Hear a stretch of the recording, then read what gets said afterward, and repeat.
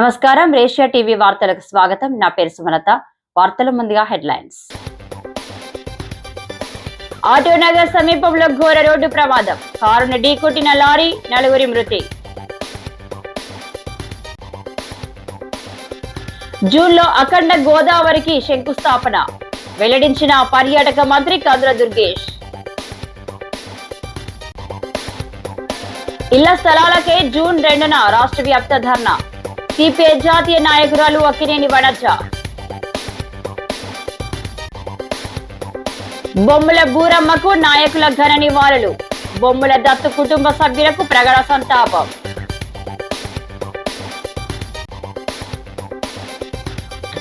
బాబు కొడుకుల చరిత్ర ఎవరికీ తెలియదు. ఆదిరెడ్డిపై విమర్శలు ఎక్కుపెట్టిన గోరంట్ల. ఇక డీటెయిల్ చూస్తే, రాజమండ్రి ఆటోనగర్ సమీపంలో జాతీయ రహదారిపై సోమవారం ఉదయం 9:30 సమయంలో ఘోర రోడ్డు ప్రమాదం జరిగింది. బొగ్గు లోడుతో వెళ్తున్న లారీ అదుపు తప్పి కారుని బలంగా ఢీకొట్టడంతో 2 కుటుంబాలకు చెందిన 4 మృత్యువాత పడ్డారు. కొంతమూరు కేశవ్ ఆసుపత్రి వద్ద ఈ ఘటన జరిగింది. దివాన్ చెరువు నుంచి కొవ్వూరు గామం బ్రిడ్జికి వెళ్లి దారిలో ఆటోనగర్ A1 గ్యారేజ్ ఎదురుగా 0 పాయింట్ నుంచి కొవ్వూరు వైపు వెళ్తున్న కారును 0 పాయింట్ కు వస్తున్న బొగ్గు లోడు లారీ ఢీకొనడంతో ఈ ప్రమాదం జరిగింది. కారులో ప్రయాణిస్తున్న 5గురిలో 3 అక్కడికక్కడే మృతి చెందారు. మరో 2ని రాజమండ్రి ప్రభుత్వ ఆసుపత్రికి తరలించగా చికిత్స పొందుతూ 1 మృతి చెందారు. ఉప్పులూరి ప్రసాద్, ఉప్పులూరి లీలావతి, ఇమ్మని సత్యవతి, లక్కంసారి బిందు మృతి చెందారు. ఇక్కడ కొవ్వూరు నుంచి కాకినాడ వెళ్తుంటే లకంసాని సురేష్, బిందు వేరే వాళ్ళ ఇంట్లో రెంట్కుండే ఇద్దరు కూడా టైర్ పేలిపోయి సడన్గా లారీ వచ్చి కారు మీదకి వచ్చి యాక్సిడెంట్ అయ్యి 3 ఎక్స్పైర్ అయిపోయారు, చనిపోయారు 3. ఒక ఆడ మాత్రం కొన ఊపిరితో ఉన్నాడు సురేష్ అన్న. 4 అండి, 3 లేడీస్ అండి చనిపోయారు. రోజు ఉదయం కొవ్వూరు పట్టణానికి చెందిన లకంసాని సురేష్ వాళ్ళ వైఫ్ బిందు కలిసి వాళ్ళ కొవ్వూరులో ఉన్నటువంటి అద్దెకున్నటువంటి ఇల్లు వాళ్ళు కూడా మొత్తం 5 కలిసి కాకినాడ ఏదో ఫంక్షన్ నిమిత్తం వెళ్తుంటే లారీ టైర్ పేలి అదుపు తప్పి వెళ్తున్నటువంటి వెహికల్ మీద పడడం జరిగింది. ఇందులో లకంసాని సురేష్ ఇంకా ప్రాణాపాయ పరిస్థితిలో ఉన్నాడు. ఉన్న 4 కూడా చనిపోవడం జరిగింది. ఈరోజు ఉదయం సుమారు 9:30 గంటల ప్రాంతంలో దివాన్ చెరువు వైపు నుంచి గామన్ బ్రిడ్జి వైపు వెళ్తున్నటువంటి బొగ్గులోడుతో ఉన్న లారీ అదుపు తప్పి ఆపోజిట్ సైడ్లో అంటే కొవ్వూరు నుంచి దివాన్ చెరువు వైపు వెళ్తున్నటువంటి అంబాసిడర్ కార్ని హిట్ చేయడం జరిగింది. ఈ ప్రమాదంలో అట్ ది స్పాట్ 3 చనిపోవడం జరిగింది. తర్వాత ట్రీట్మెంట్ తీసుకుంటూ 1 చనిపోయారు, ఇంకొకరి పరిస్థితి విషమంగా ఉంది. వాళ్ళకు కూడా చికిత్స అందించడం జరుగుతూ ఉంటుంది. ఈ ప్రమాదంలో మరణించిన వారు, గాయపడిన వారు కొవ్వూరు ప్రాంతానికి సంబంధించిన వారుగా ప్రాథమిక విచారణలో తెలిసింది. 2 కుటుంబాల వాళ్ళు, 2 కుటుంబాలకు సంబంధించినటువంటి వ్యక్తులు. వాళ్ళలో 3 పేర్లు తెలిసాయి, ఇంకో 2 పేర్లు తెలియాల్సింది. Lakkamsani Suresh and Lakkamsani Bindu, Veera Venkata Satyavani 64 years. ఈ 3 వివరాలు తెలిసాయి, ఇంకొక 2 వివరాలు తెలియాల్సింది అనమాట.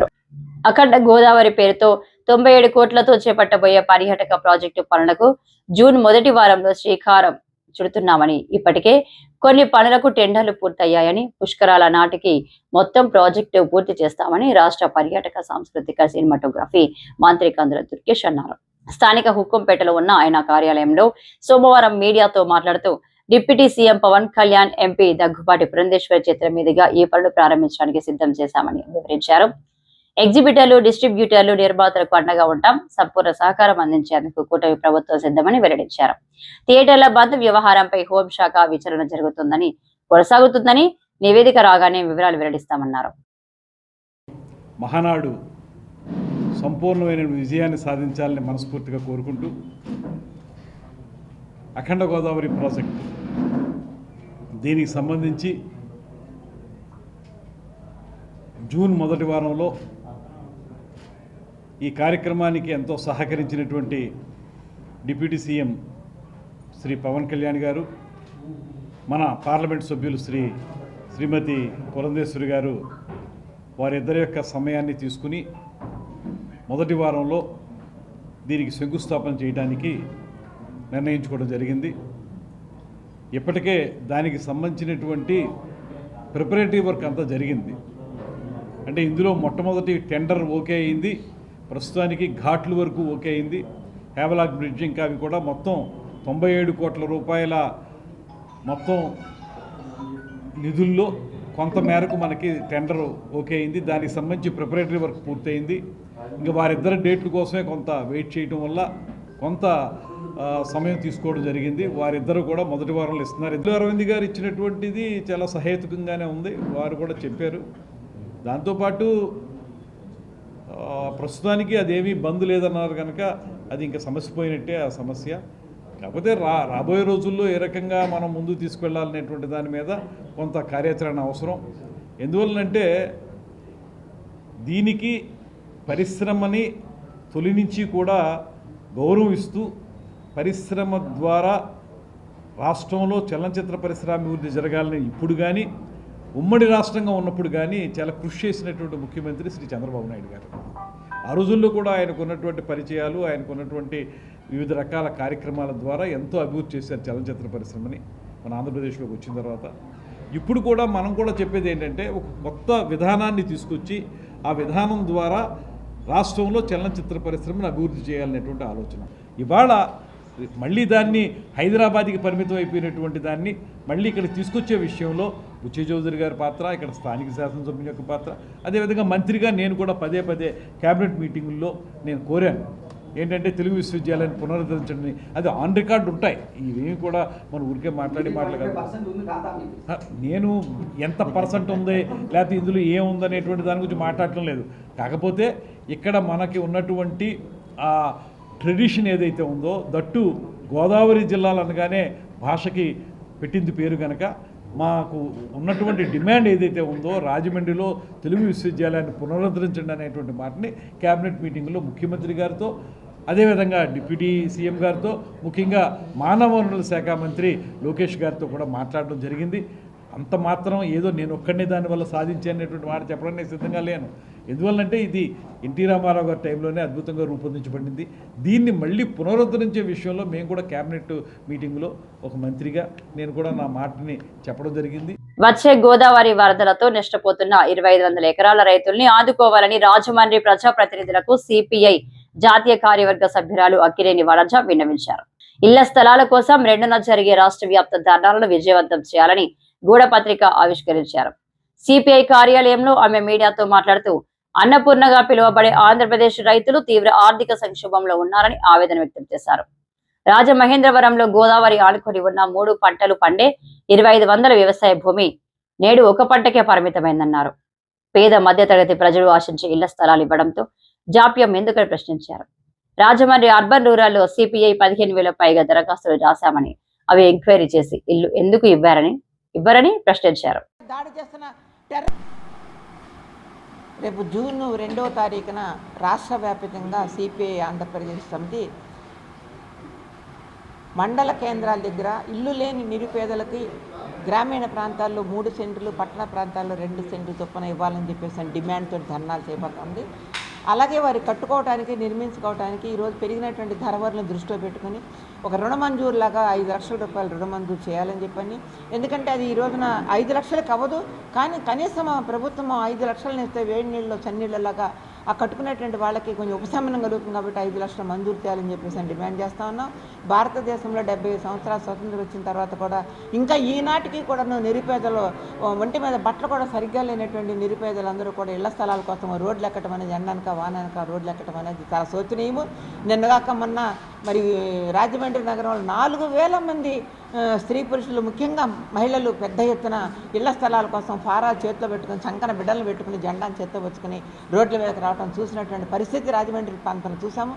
కాబట్టి ఈ రకంగా మొత్తం దేశవ్యాప్తంగా ఉన్నటువంటి ఇది ఒక చాలా కీలకమైనటువంటి సమస్యని ప్రభుత్వం వెంటనే అది స్పందించాలి. ఎందుకంటే మీరే ఇచ్చారు హామీ, చంద్రబాబు నాయుడు గారు హామీ ఇచ్చారు. ఆ హామీని మేమేమి గొంతెమ కోరికలు కోరటలేదు, ఏదో ఆకాశం నుంచి ఏదో చేయమని చెప్పి మేము కోరటలేదు. మీరు ఏదైతే హామీ ఇచ్చారో ఆ హామీని చిత్తశుద్ధితో అమలు చేయమని చెప్పి మేము డిమాండ్ చేస్తూ ఉన్నాం.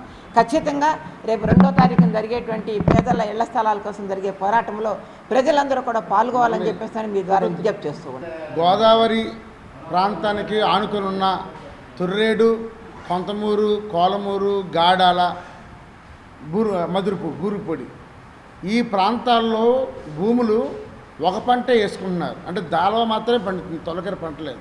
కారణం ఏంటి? రేపు జూలై, ఆగస్టు, జూన్ ఈ మాసంలో వచ్చే గోదావరి పొంగి అది జల్లి వాటర్ ద్వారా మొత్తం వచ్చేసి ఈ భూమిలో ఉండిపోతుంది. దానివల్ల పంట అంతా దెబ్బతింటుంది. దీనివల్ల 2500 ఎకరాలు పూర్తిగా నష్టపోతుంది. ఇంత కీలకమైన ఇప్పుడు జిల్లాకి ఆధారితం ఏంటి? వ్యవసాయ ఆధారిత జిల్లా. అందుకే మేము ఏం కోరుతున్నామంటే మీరు వెంకటనగర్ పంపింగ్ హౌస్ ఏదైతే ఉందో ఆ విధంగానే పంపింగ్ హౌస్ ద్వారా మళ్ళీ వెంటనే వాటర్ గోదావరిలో తీసి చేయకపోతే మాత్రం ముప్పు వల్ల రైతులు ఈరోజు ఎకరానికి 50,000 రూపాయలు మాత్రమే కూడా రావట్లేదు.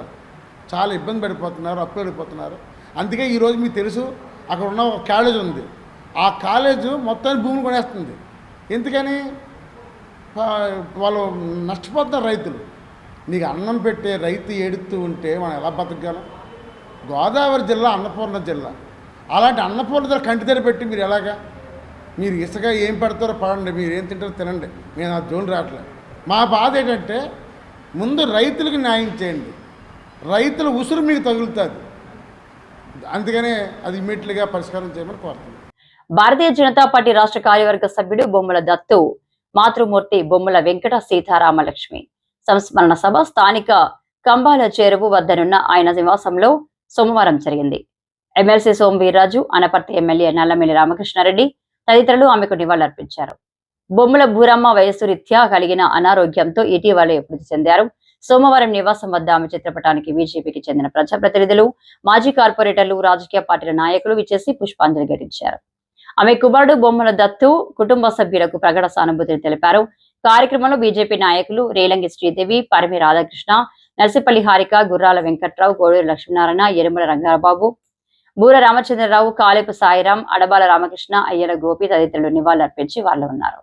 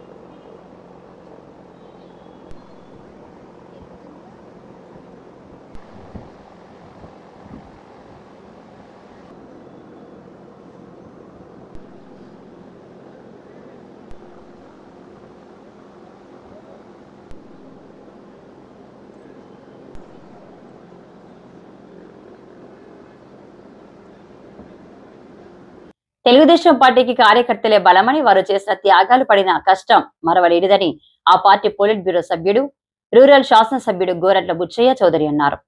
కడపలో జరుగుతున్న టీడీపీ మహానాడును విజయవంతం చేయాలని ఆయన పిలుపునిచ్చారు. స్థానిక గాంధీపురంలో ఉన్న ఆయన నివాసంలో మీడియాతో మాట్లాడుతూ గత వైసీపీ ప్రభుత్వం సాగించిన విధ్వంసక పాలన కారణంగా అభివృద్ధి కుంటుపడిందని గోరంట్ల పేర్కొన్నారు. గాడి తప్పిన పాలనను దారిలో పెట్టి అభివృద్ధి సంక్షేమం కొనసాగించడానికి గడిచిన ఏడాది కాలంగా రాష్ట్రంలోని కూటమి ప్రభుత్వం పనిచేస్తుందని చెప్పారు. సిటీలో ఏడాది కాలంలో ఫ్లెక్సీలు వేసుకోవడం, డబ్బాలు కొట్టుకోవడం తప్ప ఏం చేశారని ఆదిరెడ్డి కుటుంబంపై పరోక్షంగా విమర్శలు గుప్పించారు. మేము చిన్నాళ్ళం ఏంటి విషయం?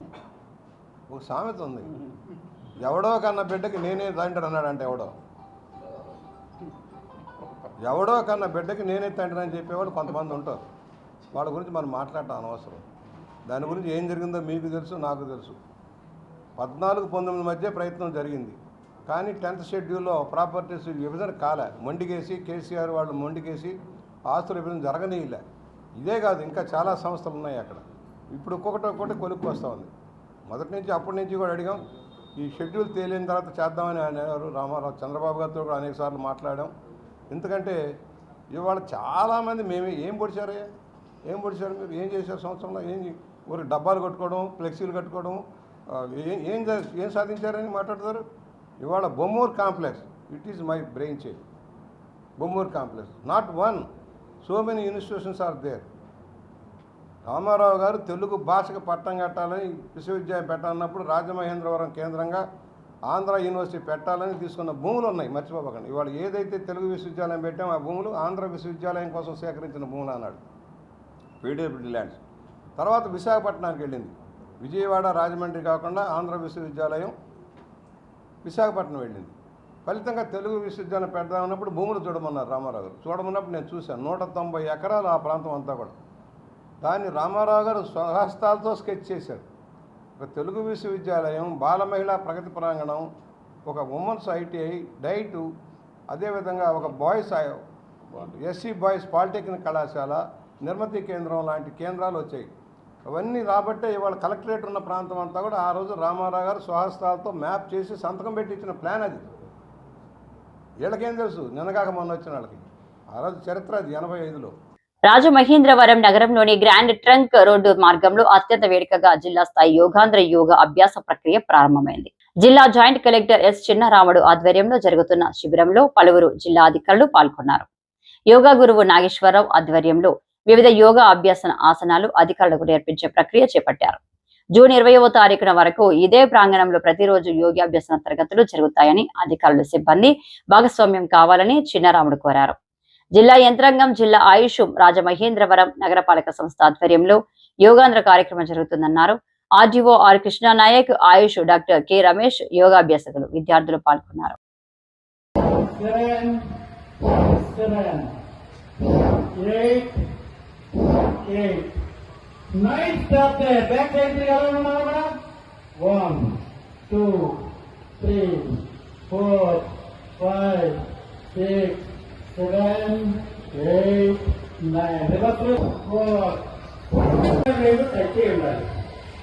మీరు ఇలా కొనసాగండి చూస్తే అన్ని వర్గాలు వెళ్ళారు. కాదు ఏరికే సక్రమంగా పనిచేసే అవసరం ఇదే. ఇక్కడికి స్టక్ అయిపోతే రక్త నాడు 4, 5, 6, 7, 8, 9 release asan position. Next come to Dandasan. Next ఏంటంటే ఆసనం బోర్లా పడుకోవాలి. మనం బోర్లా పడుకోవాలి. Very good. ఇది పూర్ణ వస్త్రాసనం. ఎక్స్ప్లెయిన్ చేసుకుంటాము. యోగాంధ్ర ప్లేస్లో ఉన్నాము. ఈ నెల 21 నుంచి నెక్స్ట్ మంత్ జూన్ నెల 21 వరకు మనము 21 జూన్ 21న ఇంటర్నేషనల్ యోగా డే జరుపుకుంటాము. దాని సందర్భంగా మన ప్రధానమంత్రి గారు మన రాష్ట్రానికి రాబోతున్నారు. కాబట్టి మన అందరం కూడా రాజమండ్రిలో ఉన్న ప్రతి ఒక్కరు పిల్లల దగ్గర నుంచి 60, 70, 80, 90, 100 ఏళ్ళు దాటిన వాళ్ళందరూ కూడా ఈ యొక్క యోగా పార్టిసిపేట్లో ప్రతి ఒక్కరు కూడా పాల్గొనాలి. మీరు ఒకరే పాల్గొనేది కాకుండా మీ తరపు నుంచి 4 రావాలి. ఒకరు ముందు, వెనకాల, కుడి, ఎడమ 4 దిక్కులు మీరే ఉండాలి. తెలుగు జాతి గర్వించదగిన నటుడు, బహుముఖ ప్రజ్ఞాశాలి, పేద ప్రజల సంక్షేమమే ధ్యేయంగా నిరంతరం కృషి చేసిన మహానాయకుడు మాజీ ముఖ్యమంత్రి ఎన్టీ రామారావుకి తక్షణం భారతరత్న ప్రకటించాలని కేంద్ర ప్రభుత్వాన్ని టీడీపీ సీనియర్ నాయకులు డిమాండ్ చేశారు.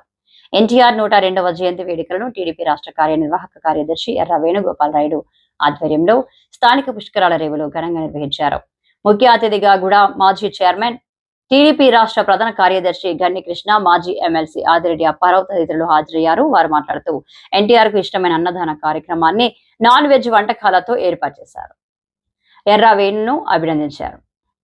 కడపలో తెలుగుదేశం పార్టీ మహానాడుకు నాయకులందరూ వెళ్లేందుకు సిద్ధమవుతున్నందున ముందుగానే జయంతి కార్యక్రమాన్ని నిర్వహించినట్టు తెలిపారు. నందమూరి తారక రామారావు గారి జయంతి సందర్భంగా మన మహానాడు 27, 28, 29లో కడపలో జరగబోతుంది. దానికి ముందుగా ఎందుకంటే అందరూ కూడా మహానాడికి వెళ్ళిపోతున్నాం కాబట్టి ఈ లోపల ఇక్కడ ఎర్రా వేణుగోపాలరెడ్డి గారు రాష్ట్ర ఆర్గనైజింగ్ సెక్రటరీ ఆయన ఇక్కడ ఈ అన్నదాన కార్యక్రమం in the memory of NT Rama Rao garu, late NT Rama Rao గారు అరేంజ్ చేశాడు. చాలా సంతోషం అందరికీ. అంతేకాదు అన్ని దానాలు కానీ అన్నదానం గొప్పదన్నారు. అందుకనే అన్నగారికి ఇష్టమైన విషయం కూడా అన్నదానం ఇది. కాబట్టి నేను అభినందనలు తెలియజేస్తున్నాను ఎర్రా వేణు గారికి. అందుకని ఈ రోజున ఆయనకి రామారావు గారికి అంటే ఇదే తెలుగుదేశంలో చిరకాలం ఉన్నాడు కాబట్టి రామారావు గారు ఆ రుచులు అభిరుచులు ఆయన తెలుసు కాబట్టి ఆయనకి ఇష్టమైనటువంటి చికెన్ కర్రీతోటే భోజనం పెడుతున్నాడు ఇక్కడ. నేను దాని గురించి వచ్చేదాకా ఆగండి అని అంటుంటే ఏంటో అని ఆలోచిస్తే రామారావు గారికి చికెన్ కర్రీ అంటే చాలా ఇష్టం. అందు గురించి దాంతో ఆయన ఈ కార్యక్రమం జరపడం అన్నదే నేను మనస్ఫూర్తిగా వేణు గారిని అభినందిస్తూ ఈ మహానాడు సక్సెస్ అవ్వాలని, ఈ మహానాడు అన్ని నియోజకవర్గాల్లో సమస్య పరిష్కారానికి నాంది కావాలని కోరుకుంటున్నాను. రామారావు గారి ఈ సంవత్సరం 102 సంవత్సరాలు అయిన మహనీయుడు 102 సంవత్సరాలు నిండుతూ ఉన్నాయి రేపు 28వ తారీఖుకి. అయితే పెద్దలు అప్పారావు గారి కృష్ణ గారి సారథ్యంలో రాజమహేంద్రి అంతా కూడా కడపకు తరలి వెళ్ళేటటువంటి ప్రయత్నంలో ఉన్నాం కాబట్టి ఈ రోజున ముందుగా రామారావు పేరిట ఇవాళ అన్నదానం నిర్వహించడం జరుగుతూ ఉంది. మేము ఈ సందర్భంగా ఒకటే డిమాండ్ చేస్తూ ఉన్నాం కేంద్ర ప్రభుత్వాన్ని. తర్వాత ఈ సందర్భంగా రామారావు గారికి భారతరత్న అవార్డు ఇవ్వాలని చెప్పి కేంద్ర ప్రభుత్వాన్ని మేము అందరం కూడా గట్టిగా డిమాండ్ చేస్తూ ఉన్నాం. ఎర్రా వేణు గారు మన ఎన్టీ రామారావు గారి గురించి, ఎన్టీ రామారావు ఎన్టీ ఊడని ఊరు సామాన్యుల దృష్టిలో వెళ్ళిన ఆయన మనిషి. ఆయన గురించి ఆయన పుట్టినరోజు సందర్భంగా ఈ కార్యక్రమం పెట్టారు. ఇదే చెప్పారు కదా, ఆయనకి ఎన్బీతో ఫుడ్ ఇష్టం అని చెప్పేసి అందువల్ల ఆ కార్యక్రమం కూడా పెట్టారు. ఇది వాళ్ళు ఈ పేదలందరూ ఆస్వాదిస్తారని చెప్పేసి ఈ పెట్టిన కార్యక్రమం జయప్రదమైనందుకు సంతోషం. దానాల్లోకి అన్నదానం గొప్పది. మరి ఎన్టీ రామారావు గారి జన్మదినం పురస్కరించుకుని ఎర్రా వేణు గారు ఈవేళ ఆయనకి ఇష్టమైన చికెన్ కర్రీతోటి పేదలందరికీ భోజనం పెట్టడం, అలాగే లోకేష్ బాబు గారికి కొన్ని బాధ్యతలు అప్పచెప్పాలని ఆయన కూడా డిమాండ్ చేయడం, మేము కూడా ఆయనతో పాటు డిమాండ్ చేస్తున్నాం. ఈ మహానాడు సందర్భంగా ఈ అవకాశం నాకు ఇచ్చిన, నా వార్డులో పెట్టినందుకు ఎర్రా వేణు గారికి ధన్యవాదాలు. తమ కూటమి ప్రభుత్వంలో ప్రజా సమస్యలకు విముక్తి లభిస్తుందని రాజమహేంద్రవరం సిటీ ఎమ్మెల్యే ఆదిరెడ్డి శ్రీనివాస్ అన్నారు. స్థానిక 42వ డివిజన్ మున్సిపల్ బాంబే గృహాల వద్ద కార్పొరేషన్ ఏర్పాటు చేసిన ఇంటింటికి కుళాయిలను ఆయన కూటమి నాయకులతో కలిసి ప్రారంభించారు. అనంతరం ఆదిరెడ్డి మాట్లాడుతూ మున్సిపల్ కాలనీ బాంబే గృహాల్లో ఉన్న 99 ఫ్లాట్లకు ఇంటింటికి కుళాయి వేయించాలని 2014లో అప్పటి తెలుగుదేశం పార్టీ ప్రభుత్వ హయాంలో టీడీపీ స్థానిక డివిజన్ ఇన్ఛార్జ్ మల్ల వెంకటరాజు సతీమణి కార్పొరేటర్ గా ఉన్న సమయంలో అప్పటి కౌన్సిల్లో ప్రతిపాదించడం జరిగేదని గుర్తు చేశారు. తాము అధికారంలోకి వచ్చిన వెంటనే ఇక్కడ ఉన్న గృహాలకు కుళాయిలు వేయించామన్నారు. టీడీపీ నాయకులు మజ్జి రాంబాబు, బుడ్డిగ రవి, మల్ల వెంకటరాజు, బీజేపీ నాయకులు ఆచారి తదితరులు పాల్గొన్నారు. రాజుగారు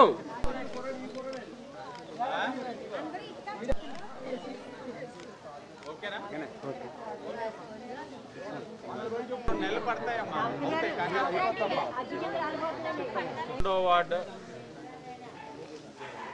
మున్సిపల్ కాలనీ బాంబే 2014లో అప్పుడు టీడీపీ గవర్నమెంట్ ఉన్నప్పుడు కౌన్సిల్లో ఆనాడున్న కార్పొరేటర్ గారు మల్లా వెంకటరాజు గారి ఒక సతీమణి గారి ప్రతిపాదన ఇంటింటికి కుళాయి ఇవ్వాలన్నది. 2014లో పెట్టిన ఫైలు ఇప్పుడు 2025 అంటే 11 సంవత్సరాలు పట్టేసింది.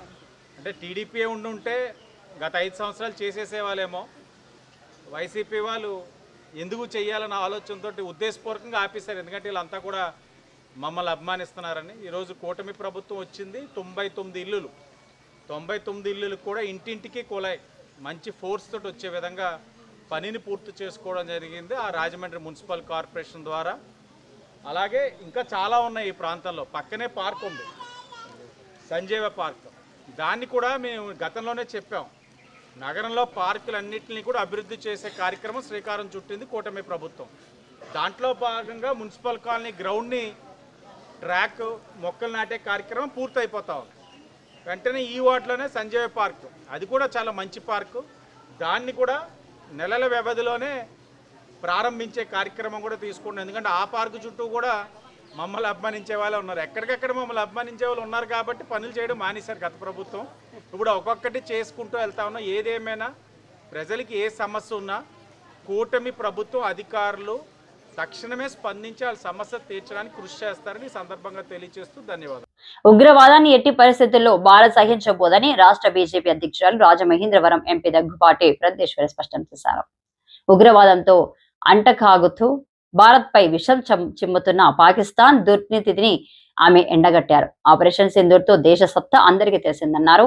అంతర్జాతీయ వేదికపై పాక్ ను ఎండగట్టేందుకు కేంద్రం ఏర్పాటు చేసిన 7 అఖిల బృందాలు ఎంపీ పురంధేశ్వరి ప్రాతినిధ్యం వహిస్తున్న బృందం ప్యారిస్ కి బయలుదేరి వెళ్లింది. France, UK, EU, Italy, Denmark, Germany దేశాలలో పర్యటించి జూన్ 8వ తేదీన భారత్ కి రానున్న ఈ బృందానికి బీజేపీ సీనియర్ నేత ఎంపీ రవిశంకర్ ప్రసాద్ నాయకత్వం వహిస్తున్నారు. పహల్గామ్ లో పాకిస్తాన్ ఉగ్రదాడిలో 26 మంది ప్రాణాలు కోల్పోవడం, అందుకు ప్రత్యేకగా భారత్ చేపట్టిన ఆపరేషన్ సింధూర్, పాక్ ఆక్రమిత కాశ్మీర్ లో ఉగ్రవాదం గురించి ఈ బృందం వివరిస్తుంది.